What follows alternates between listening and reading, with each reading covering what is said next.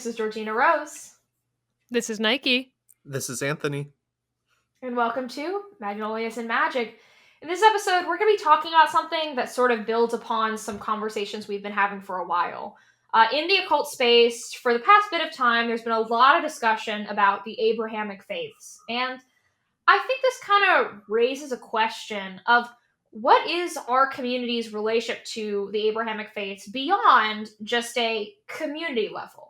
Like when we look at the content of our theology and our religion and our religious understandings, how do the two relate? So we want to talk about, I almost wanted to title this like paganism versus Abrahamicism, but I don't think that's the right thing to put it. I think it's the dichotomy that a lot of people present between paganism and Abrahamicism, because I think a lot of people, especially here in the modern neo-pagan community, really like to put them as two different camps that don't cross.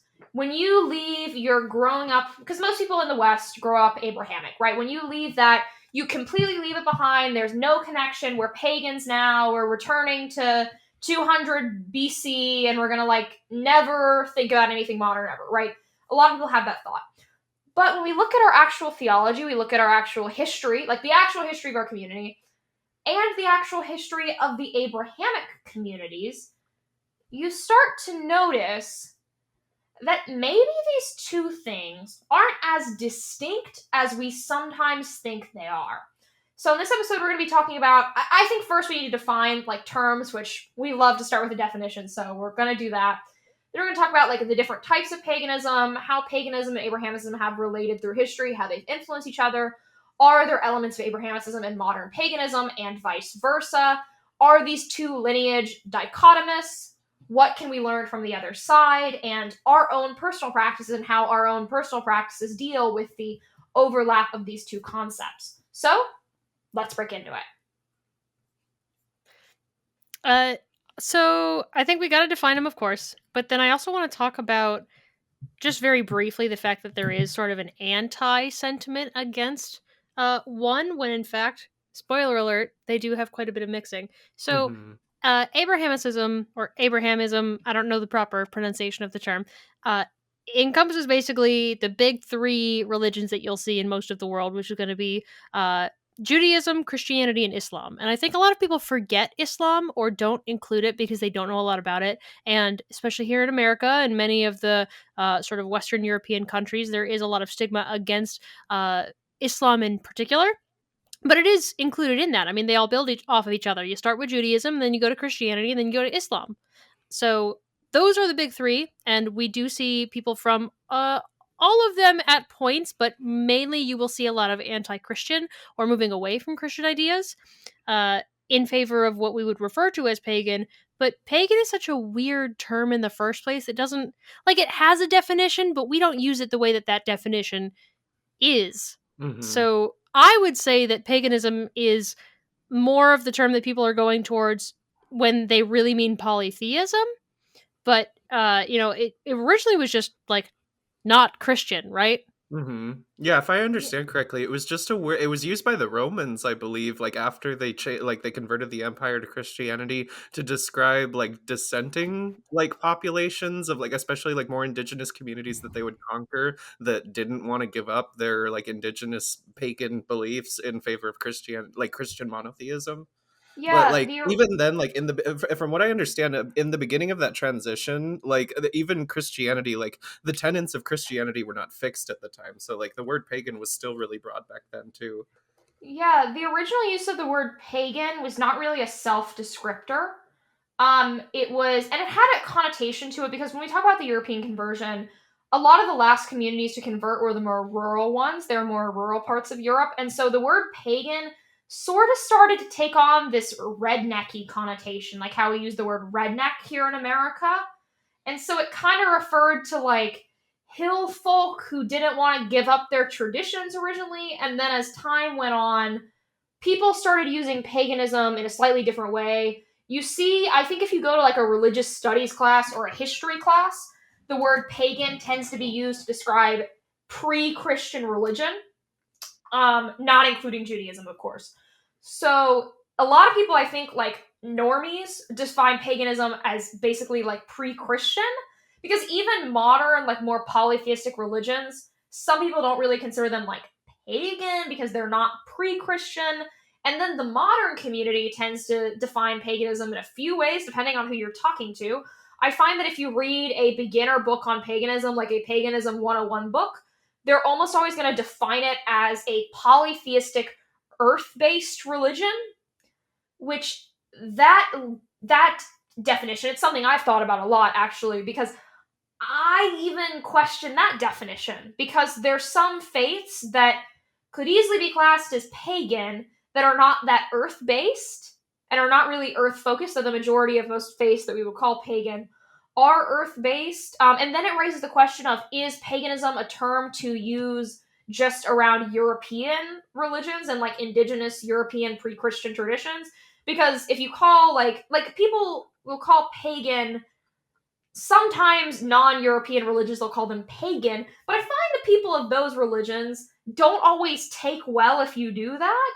And so I tend to only really use pagan in like a Western European context, just because like if you start calling like indigenous American religions pagan, it's kind of dicey waters. I don't think it's the best thing to do. So the definition gets really kind of muddy. Because I think with Abrahamicism, it's a pretty clear definition. It's a faith that descended from Abraham. Whereas pagan, I tend to default towards the other category definition, like the very old school other definition is my pagan definition. I think of it like how I personally define it is like other religions with a Western or European basis. But even then, like I feel like it's something we could actually kind of argue about, because are things like, say, Thelema and Hermeticism, do those count as pagan? Because I know some people would argue they don't, because they're not like earth-based and they're not really pre-Christian. And so even like if let's bring in the Christians, what they like to define pagan as. I have seen actual Christians online say that Mormonism is paganism or Catholicism is paganism. And I think most people who self-identify as pagans would dispute both of those claims really fast. I think the Mormonism one has a little bit more ground to stand It's on. really funny if we're honest. Because this is the thing, and the Mormonism one is kind of funny, because if you actually look into Mormonism, and this has been something I've been kind of on a deep dive recently, because I saw a Christian say Mormonism is paganism, and I was like, that's so stupid. And I started researching it. And Mormonism is like low-key polytheistic in like a really weird way. And they have a Masonic influence on them. And so, yeah, so Mormonism, like, they would get offended if you called them pagans, but could you theoretically make an argument for it? Technically. So it's like, what even is pagan? I think that's like the big question, and I don't really know the perfect answer. I have my personal answer, but I don't think there's like a universal answer for it.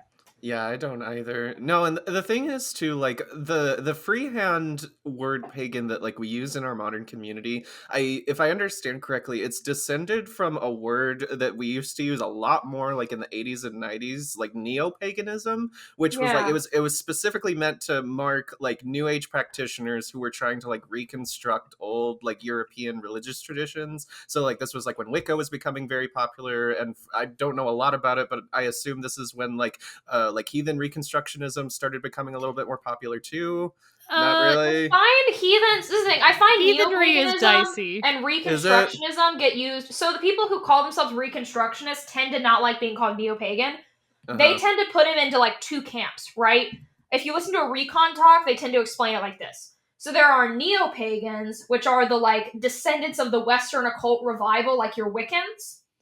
Because they're a revival. They're not trying to reconstruct history like perfectly accurately. And then there's the recons who are trying to perfectly reconstruct ancient religion, and that's how they tend to define the difference. I think you can use neo-pagan as like a big tent term in ways, and it definitely was used as a big tent term until pretty recently. But I find the recons and the neo-pagans kind of get put in different camps, even though in reality, we tend to share spaces anyways. So that's why I tend to use pagan as like the big tent term. But yeah, neo-paganism versus recon is sort of it's a specific thing, and I find that recons are the people who tend to be the ones who really care about that distinction. I find the neo-pagans don't really mind them being lumped together. Right. Well, and then this is just another example of what y'all were just talking about like how this word does not have like a fixed definition and leads to confusion a lot of the time because like the point I was going to bring up too was something you already said about how like in a Christian context like they use the word pagan to mean anything that's like heretical, but like heretical to a Catholic is very different than what's heretical to like a Protestant versus like a Lutheran versus a Mormon, like, and they, like you said, like my one of my family members, she's Baptist, but she like vehemently hates Catholics, but she's married to a Catholic and she regularly gets into arguments with her husband about like how heretical his beliefs are, and like it's just a lot of dissonance. And like I feel that coming from a Christian background, I felt that in the Christian community like they just kind of use the word pagan as like a catch-all for like the satanic boogeyman of like Oh anyone who yeah. believes anything that's not like what your doctrine is. And then we do the same thing in the I almost said it, the pagan community. We do the same thing in our modern community where we just kind of use it as a catch-all for whatever the hell we're trying to talk about. I was watching one of those wife shows. I don't remember if it was 90 Day Fiancé or Wife Swap. I'm not talking about the Dark Sided episode. I'm talking about a different episode. But I know it was 90 Day Fiancé. As you know, this is the most greatest place to get your religious information. But I remember I was watching a episode of 90 Day Fiancé, and the woman was trying to get. You guys don't know what 90 Day Fiancé is. It's a reality show where it's where basically an immigrant comes and they get engaged and they have to get married within 90 days to get the visas. Because to get a K-9 visa, which is a spousal visa, you have to marry within 90 days. So it's a reality show following couples who have never met, who get engaged for 90 days, and they have to decide whether to get married or not, or they get deported, basically. It's a very trashy show, but there's actually some interesting stuff in there. But anyways, there was this one woman who was the one on the spousal visa, and I remember it was right around Christmas, and the family that she was like trying to get married into were celebrating Christmas. And she like lost her mind because she's like, I do not celebrate Christmas. Christmas is a pagan holiday. This is based off the Norse Yule, and because of that, we must celebrate Jesus' birth later. And she like refused to go into the living room where the Christmas tree was. And I remember like watching this, and this was years ago, and I was like, whoa. We know that the pagans like to argue that Christmas is pagan, but I had never seen Christians of different denominations argue over, can we celebrate Christmas because there's blatant pagan imagery during it. And I was like sitting there, I was like, huh. So Yeah. That's crazy. I mean, my family was the same way growing up. Like, I got the like, I now live with roommates who are very atheist, and like they were raised by atheists, and so like they have no scope of religion whatsoever. And so it was funny. We got this past Christmas. One of my roommates, apparently, she just also never got the message that Christmas was supposed to be about Jesus, and like that just finally clicked for her this past December, and she was like, mind fucking blown. But so we were talking about that, and I was telling her about how like every year at Christmas I would get the talk from my family about like, you got to remember like Satan, Santa Claus is the devil, fucking Rudolph is the devil, like Frosty's the devil, like all of these things are the devil, the Christmas tree's the devil, presents are the devil. Like that's none of this is the point of Christmas. All of those are pagan things, and like we are specifically focusing on the miracle of Jesus's birth. And like that was an argument every year. Like my family didn't take it this extreme, but I had friends who weren't allowed to celebrate Halloween, even though Halloween is a direct descendant of All Saints Day, which is 2 days later, which is a Catholic feast day. And like, but like, despite that fact, like they believe that Halloween is a satanic holiday and very, very pagan. Like that's the word they described it with. And so like I've experienced that firsthand. Yeah, that shit's crazy. well, even the Catholic holiday, that's not a good enough argument for some Christians for something to not be pagan, because Yeah, they think the Catholics are yeah, the Catholics are pagan argument. I think we should give the Catholics are pagan argument, even though I don't think it's true. Mhm. So Protestants like to argue that Catholicism is a pagan religion because they venerate Mary, Yep. and Mary is not God, Mm-hmm. and they venerate the saints. Mm-hmm. So because of that, Catholicism is not truly monotheistic. Mm-hmm. Thus, Catholicism is pagan. I've also seen one really wild take. I don't remember what denomination has this, but there was this one take I saw that recognizing the Trinity is pagan because it's dividing God into three, making Yahweh a triple God, thus paganifying Abrahamicism. I have also heard that argument too. Yep.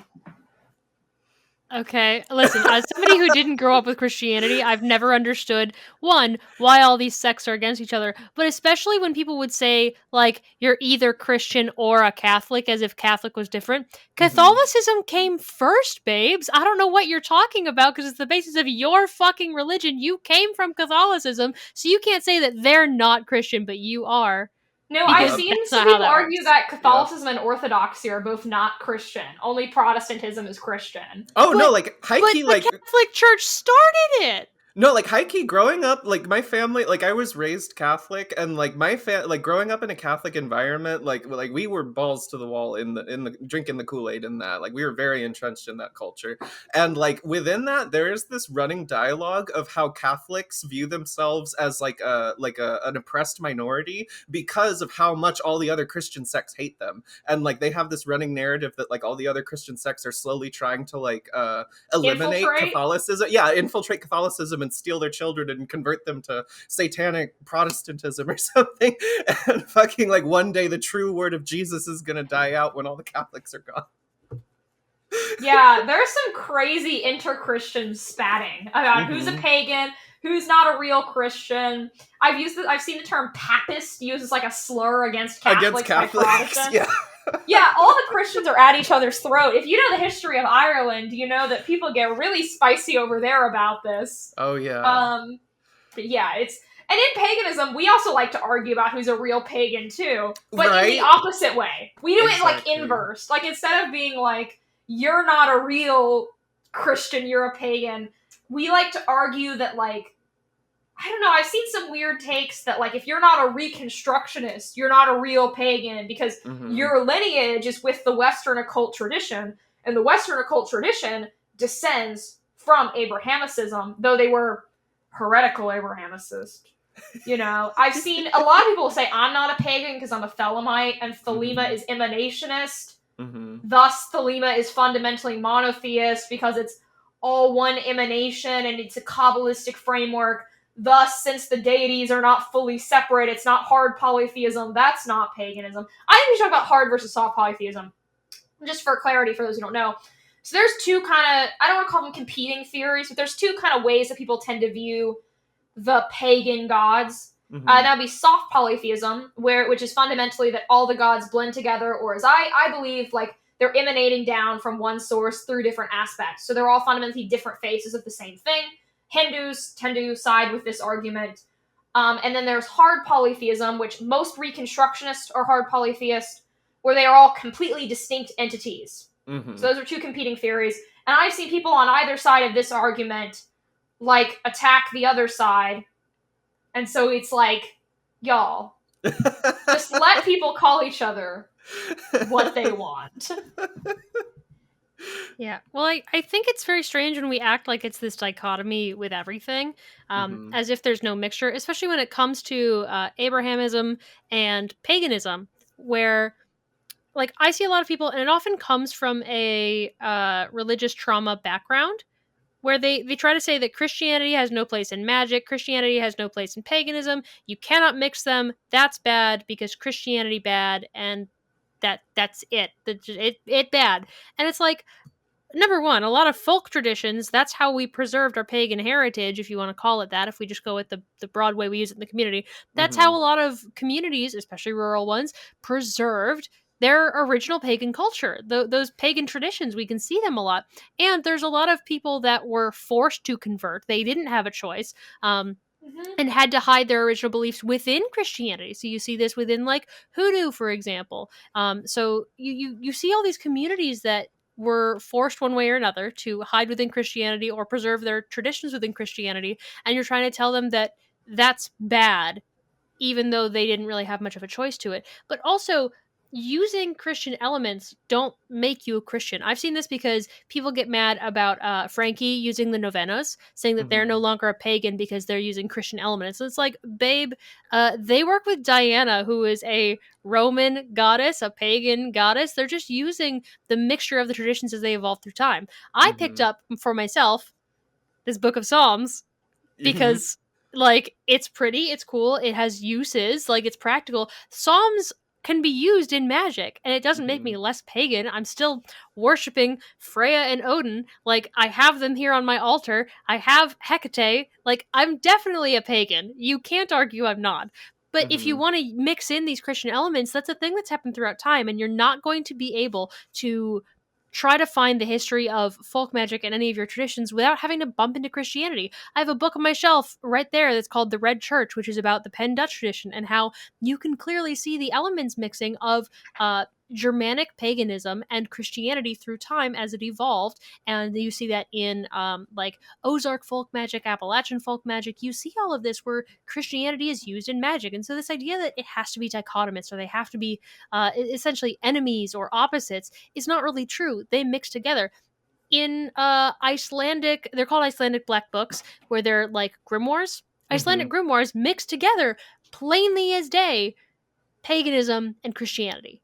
It just happens. It's using another tool. It's the same way that people will use Norse pagan things and Greek pagan things and mix them together for their own special tradition. It doesn't make them less pagan because they're mixing these two traditions. Just because you're doing a different tradition to mix in doesn't mean it's not pagan inherently. Well, let's talk about the Western esoteric tradition for a second, and modern ceremonial magic. Let's talk about it. So, let's just trace the lineage of Western esotericism for a second. So, modern Western occultism begins with, I'm just going to start as a little later. I'm going to start when, like, modern occult lineage began. We're going to talk about the Renaissance occult revival, right? A bunch of these Christian mystics are getting a little heresy, and they're experimenting with Christian Kabbalah. They're forming secret societies. They're starting their own organizations, right? These evolve. We're going to go down the chain of Freemasonry. For those who don't know Freemasonry, I know everyone's conspiracy bells are ringing. We're not talking about it from a conspiracy theorist context. I'm not hosting those discussions, but Freemasonry is like the actual organization. Yeah. Masonic belief and Masonic theology is very Abrahamic. It's one of those things that you could apply to really any Abrahamic faith, but it is fundamentally like a monotheistic idea. Anyways, it develops, and they develop all these cool little magical traditions. And then, in the Victorian era, some societies start breaking off. One of these is going to be the Hermetic Order of the Golden Dawn. The Hermetic Order of the Golden Dawn pulls from Hermeticism, which was a combination of Abrahamic beliefs and Egyptian beliefs and Greek beliefs kind of smashed together in this like combo ideology, and the Golden Dawn tried to revive it. So the Golden Dawn, you start seeing some really interesting stuff in their rituals. You see the Lesser Banishing Ritual of the Pentagram, which literally says and vibrates Yod He Vav He, which is the hidden name of God, the Tetragrammaton in the Hebrew tradition. Saying it like that is actually considered heretical from a Jewish standpoint. And in Christianity, you don't see it. But you're still calling these names. You see things like Ehie. You start seeing these very Abrahamic formulas used in very different ways. And then you start seeing some interesting pagan elements here, like the sign of Osiris slain. That's not really the most Christian thing. You're doing these heretical things, but you're using these combo methods. And then we get the Thelemic groups. Crowley and the Golden Dawn have some spats. They don't get along with each other. Crowley breaks off, starts Thelema. Thelema pushes it even further. Because Thelema, inspired by also some other people going on at the same time, would be Blavatsky and Theosophy. They're popping up around the same time, and they're bringing in Eastern mysticism into the West, specifically Hinduism. They're pulling Hinduism in with this Christian lineage, smashing it together, and then channeling some original information. And Crowley takes a little bit of the Hinduism from Blavatsky, just a little bit, not as much as the Theosophists use, and he brings in some even further elements. He brings in Pan.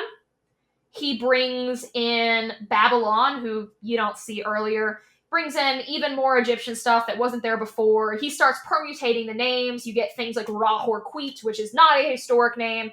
That is a Crowleyism. And he came up with the idea of like, I call them permutation deities, the idea of like name permutations with different aspects of each other, which is an emanationist way of looking at things like Horapar Krat. It gets kind of wild. And that, at that point, very solidly not traditionally Abrahamic. Can't really argue that it is. But Are you still using your Yod-He Vav-He? Are you still pulling from Kabbalah, which is an Abrahamic tradition? Yes. But he starts believing that on the Tree of Life, you can assign those to deities. He starts throwing things like Pan and Babylon onto the Tree of Life, and at that point, it's not too Abrahamic, but it hasn't dropped the other stuff either. And so it's this like combo thing. And then you see when Crowley starts writing his own rites, you see this influence from Scottish Rite Masonry in particular, and you start seeing things like masses popping in. You see the Gnostic Mass or Liber XV.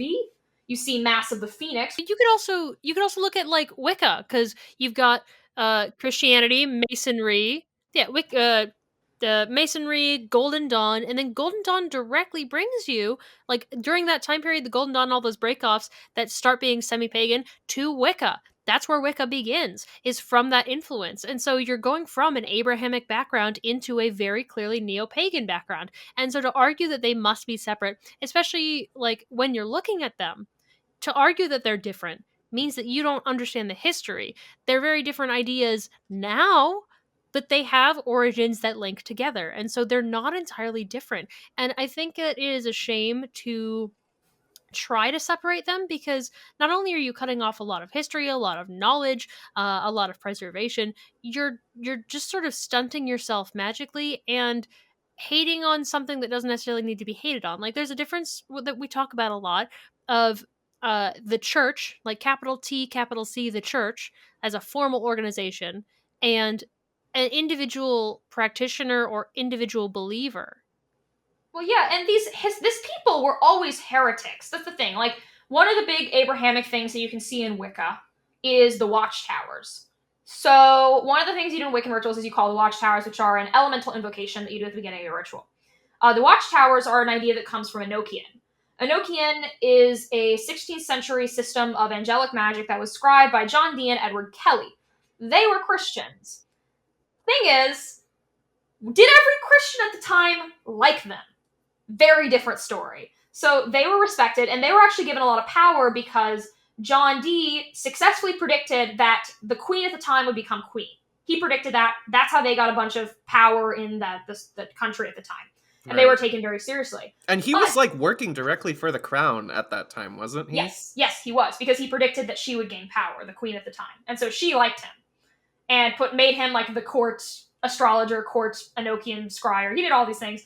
And there was a competing Christian at the time who wrote a series of slanderous newspaper articles calling him like a witch who worked under the devil. These Enochian angels are no angels. Yeah, it was like a series, and this guy like dug him hard. Like, a lot of these mystics, especially if we're talking about Gnosticism, because one thing we gotta realize that's a big influence on Western occultism is Gnostic Christianity.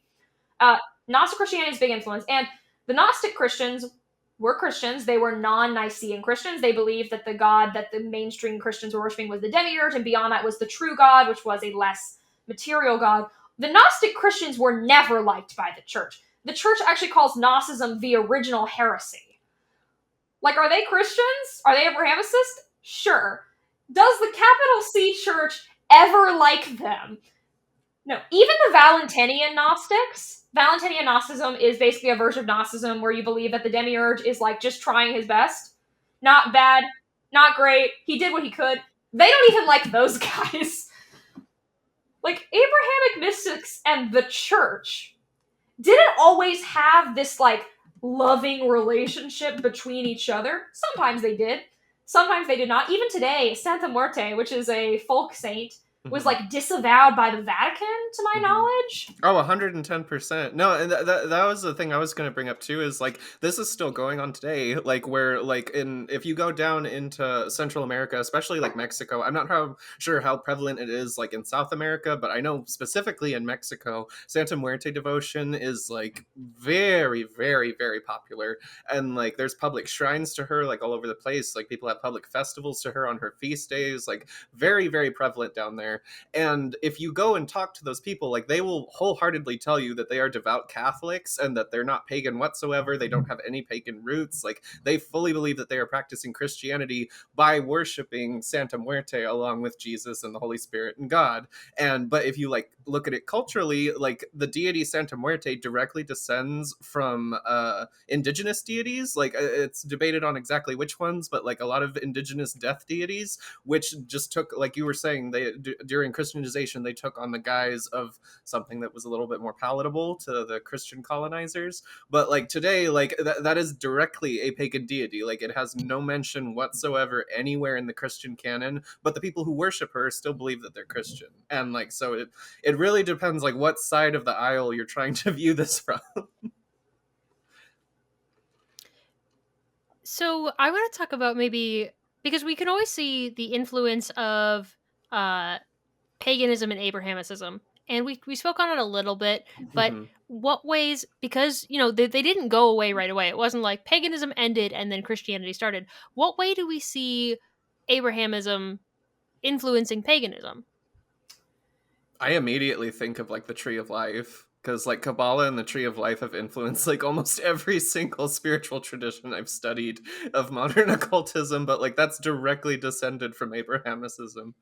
Yeah, the Kabbalah, let's talk a little bit about that. So Hermetic Kabbalah and the Kabbalistic traditions are very integrally wound into the Western occult canon. You see it in the Greek magical papyri, you see it in Hermeticism, you see it in Thelema, you see it in Wicca, you see it everywhere. You see it in the Tarot. If you ever read Tarot, congrats, you've messed with Kabbalah. But the thing is with Kabbalah is that is originally something that came from Judaism.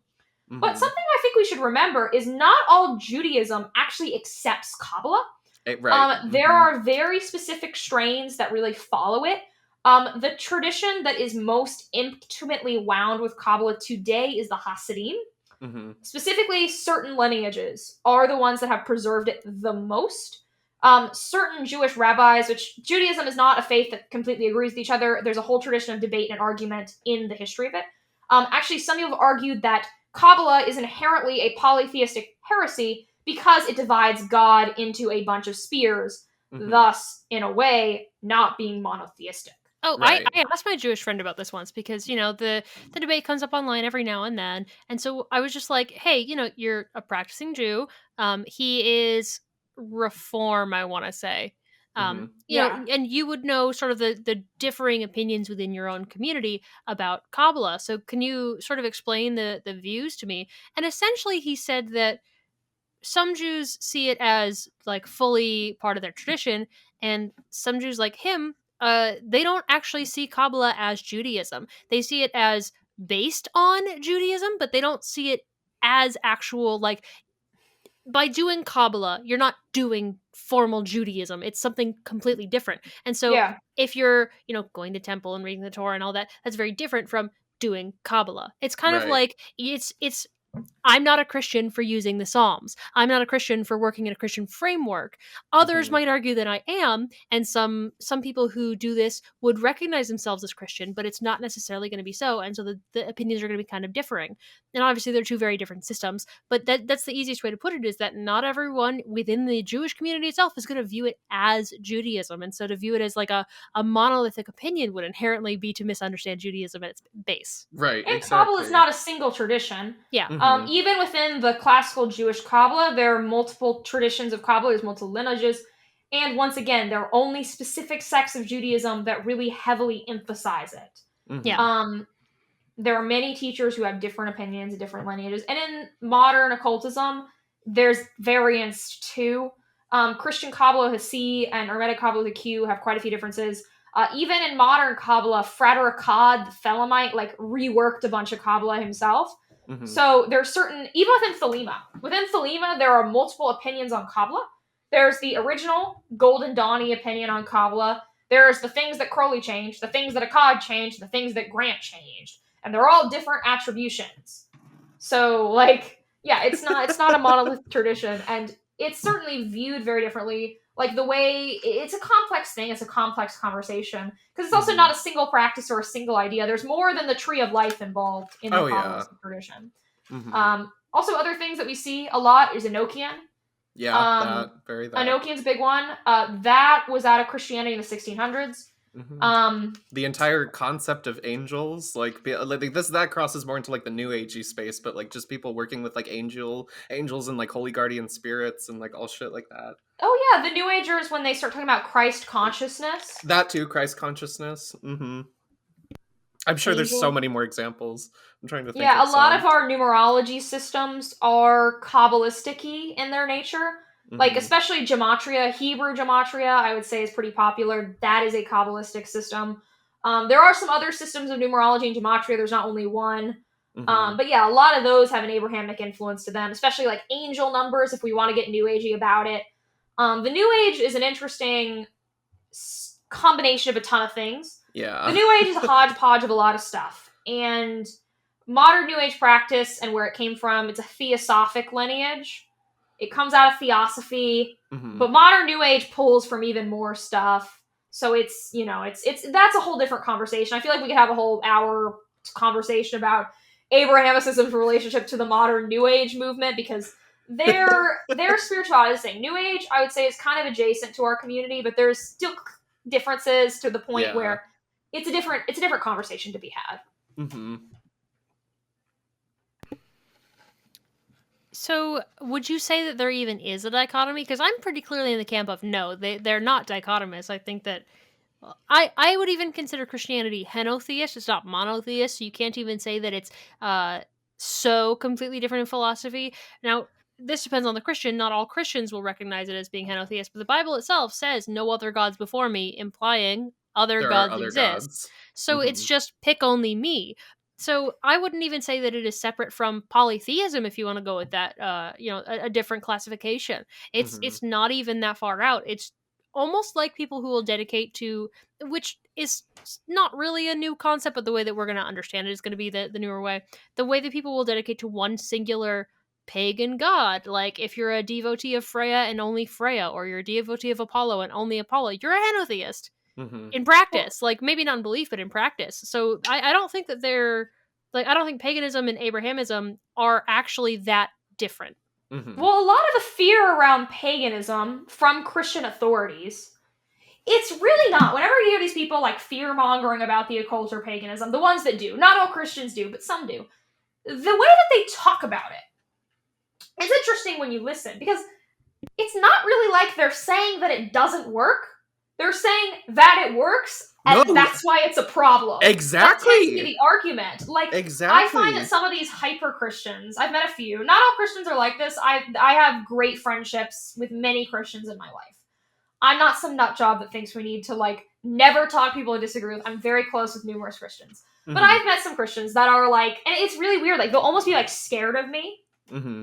I've run into people who, like, I mention I'm a Thelemite, and they, like, get kind of scared. Like, I remember someone was like, you're a Thelemite. Well, like, they knew who Crowley was. They didn't know what Thelema was. They knew who Crowley was. So I mentioned, yeah, it's Crowley's religion. And they're like, Crowley? What? And that's not really saying we're wrong. That's saying, no, do not curse me. I believe you work, but stay away. Yeah, exactly. Yeah.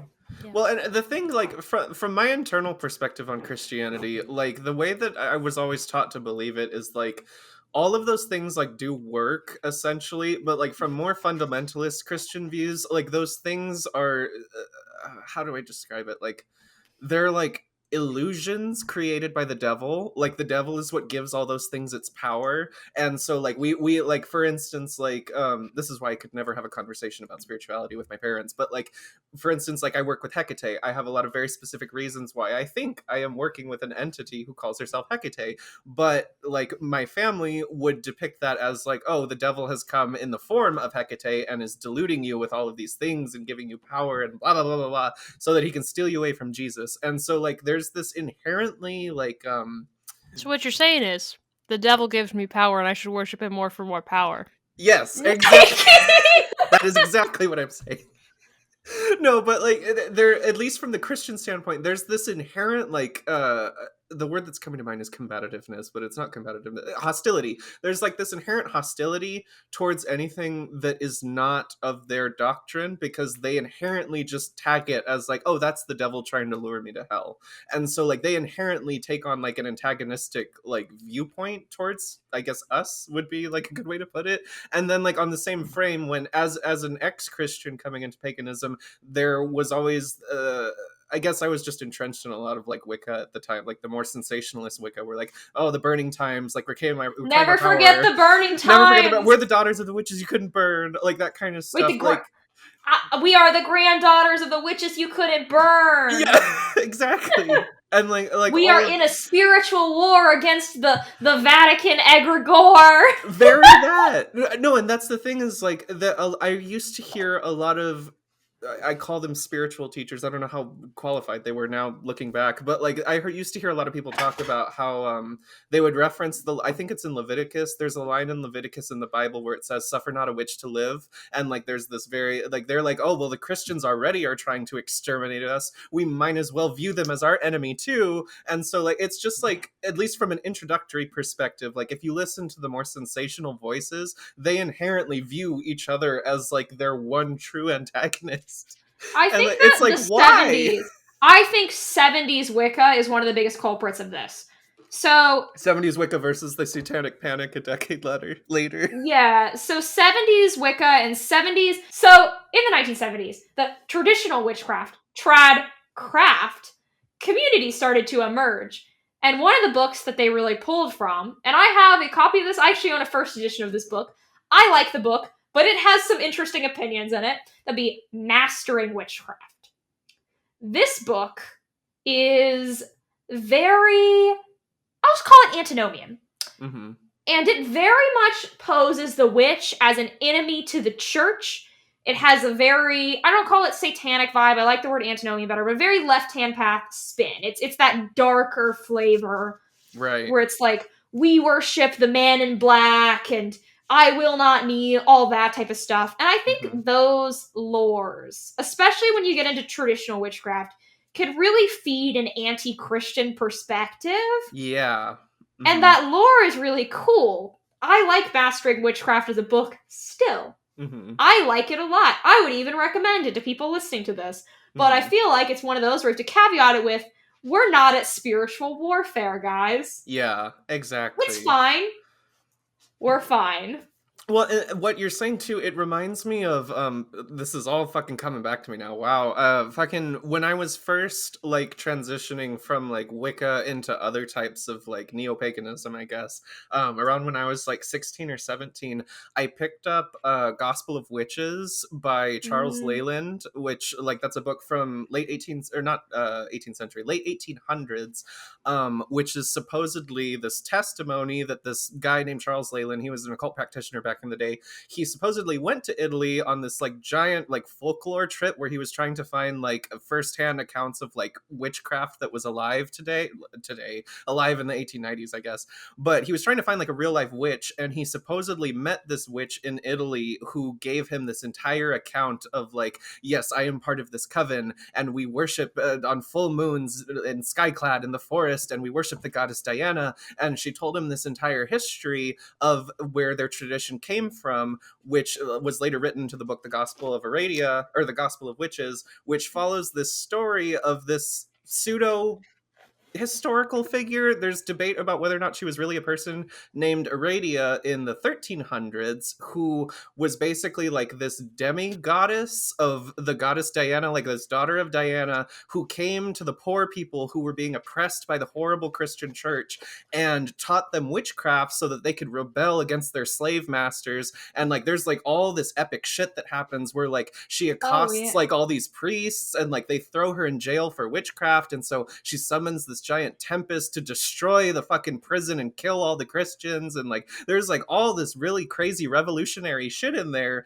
And like that's where I don't remember the exact name of the prayer, but like there's this prayer that floats around in Wiccan circles that is supposedly like this testimony from the goddess Diana that's from this original story, where she's like talking about like, I will teach you how to overthrow your Christian slave masters, I will teach you how to like level their farms and destroy destroy their agriculture and kill their wives, and like all this like very antagonistic type of witchcraft that's all geared towards like killing the Christians.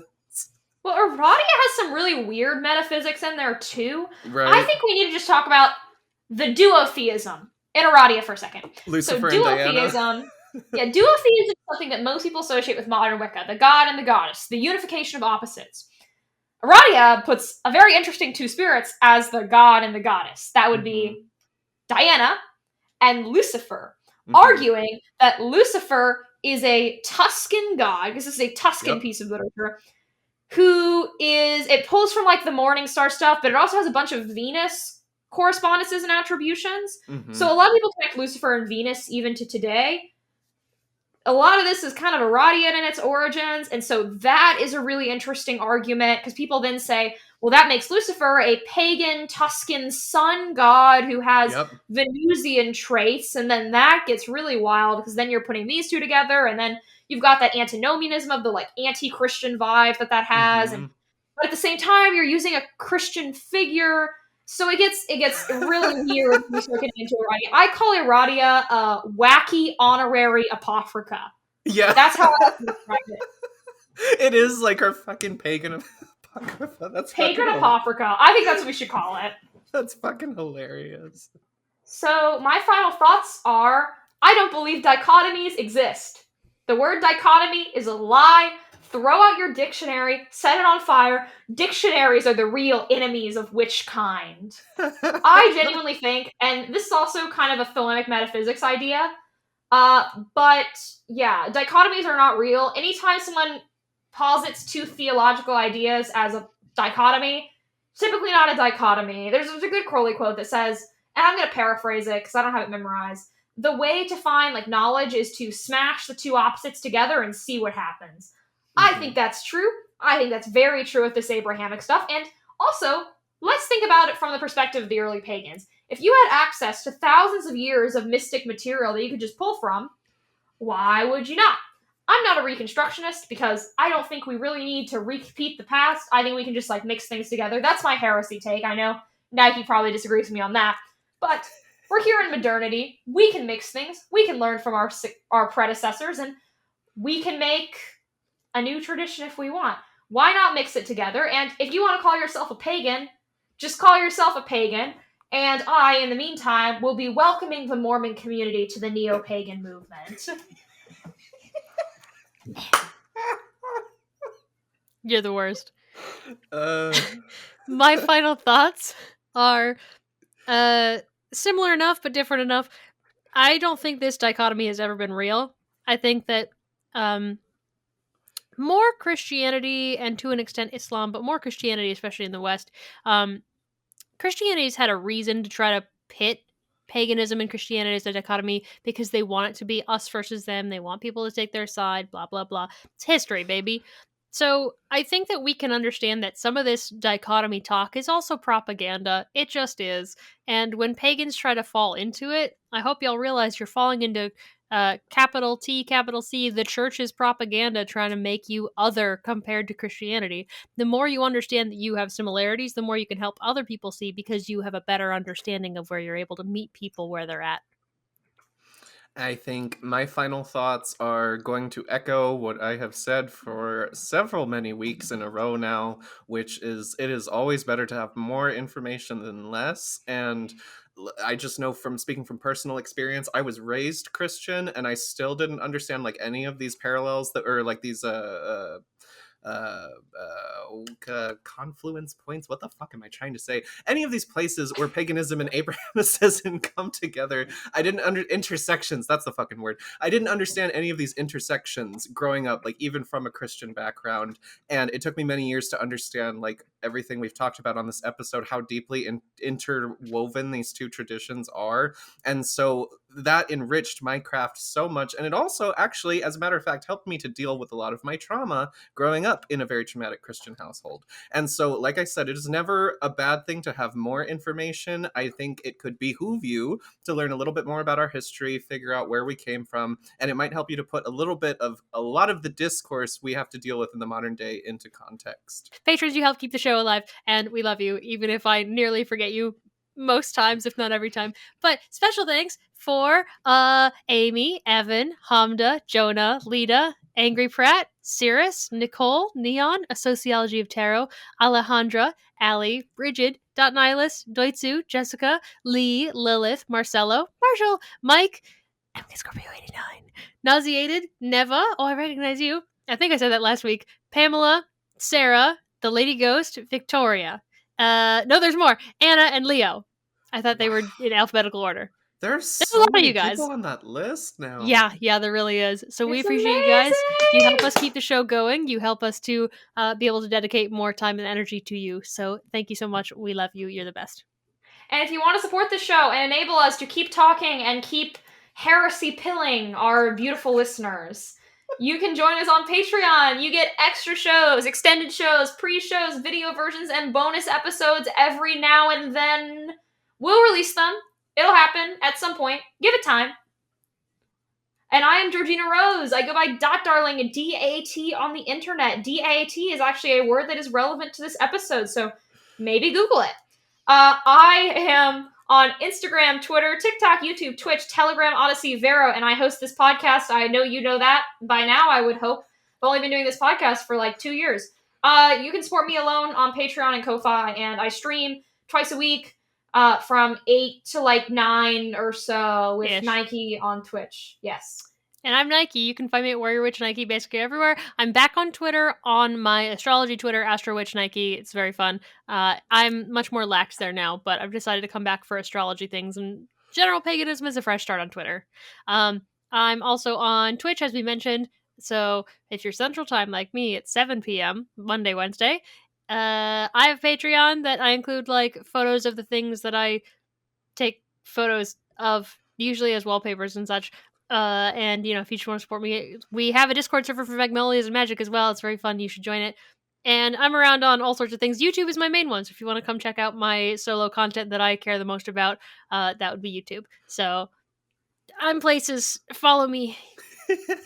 And I am Anthony. I go by Anthony Wolfe on the internet. You can find me at Anthony the Witch on Instagram and on Twitter. I will make a TikTok eventually, but I have not given in yet. Join us in Gehenna. One day very soon. I can feel it creeping up on me. And this has been Magnolias and Magic.